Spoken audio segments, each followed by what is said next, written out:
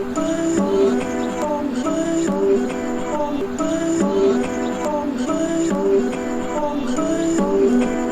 just trying to make it all make sense. Today's More. You No. podcast. Today I want to discuss Dr. Phil's stress audit and stress fighting strategies, discussed in his book Real Life. The stress audit helps you understand how you're handling stress, and the stress fighting strategies will help you better manage your stress. If you don't manage your stress over time, you're much more susceptible to breaking down and burning out. And there's a quote in the book that I find really fitting for this, which is you can become de-stressed if you don't de-stress.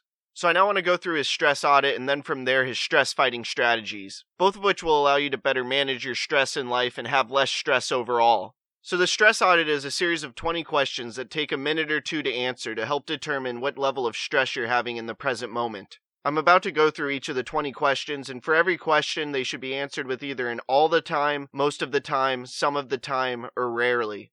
So the first question is, how often do you feel that you are not coping well with the demands that are placed on you? Then the second question is, do you have problems with falling asleep and/or staying asleep? Then the third question is, do you find yourself withdrawing from friends, family, and colleagues?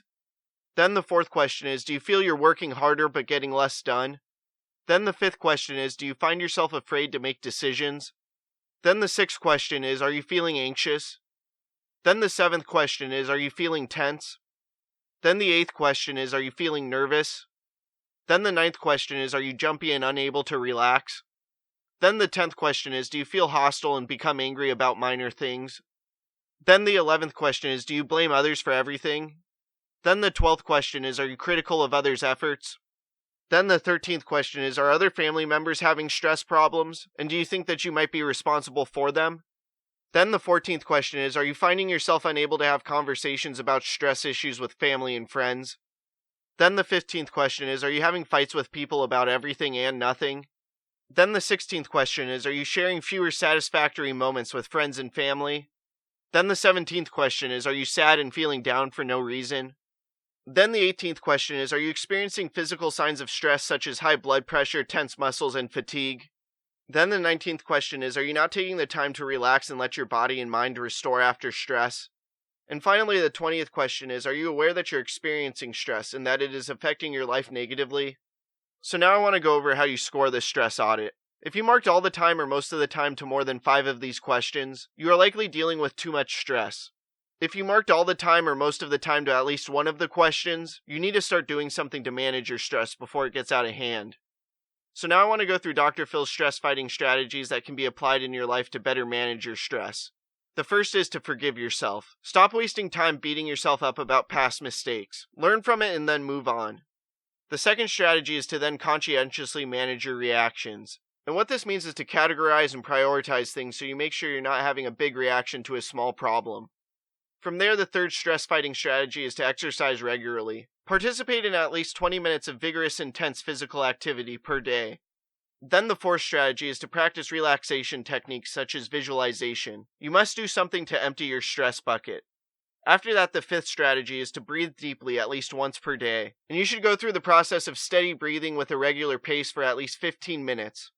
From there, the sixth strategy is to repeat a powerful affirmation to yourself several times a day, and this helps combat negative self-talk. After that, the seventh strategy is to avoid excessive amounts of alcohol, sugars, and caffeine, all of which create stress in your metabolic system. Then the eighth strategy is to get high-quality sleep, and you should be striving to get 8 hours of sleep on a consistent schedule. If not, you'll send your energy level and mood on a roller coaster ride. Then the next strategy is to acknowledge and celebrate a goal you've accomplished at least once per week, and Dr. Phil finds this critical to maintaining a positive sense of self. Then the 10th strategy is to laugh at least once per day. Laughter lowers your blood pressure and helps you relax. Then the 11th strategy is to take a hot bath. Baths have been proven for centuries to resolve stress.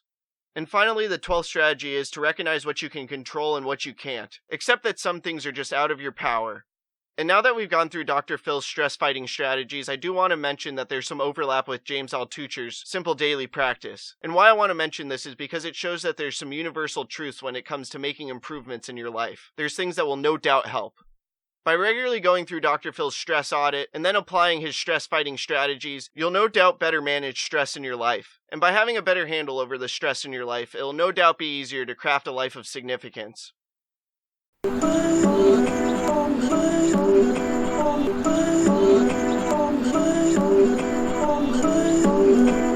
just trying to make it all make sense. The More. You No. Podcast.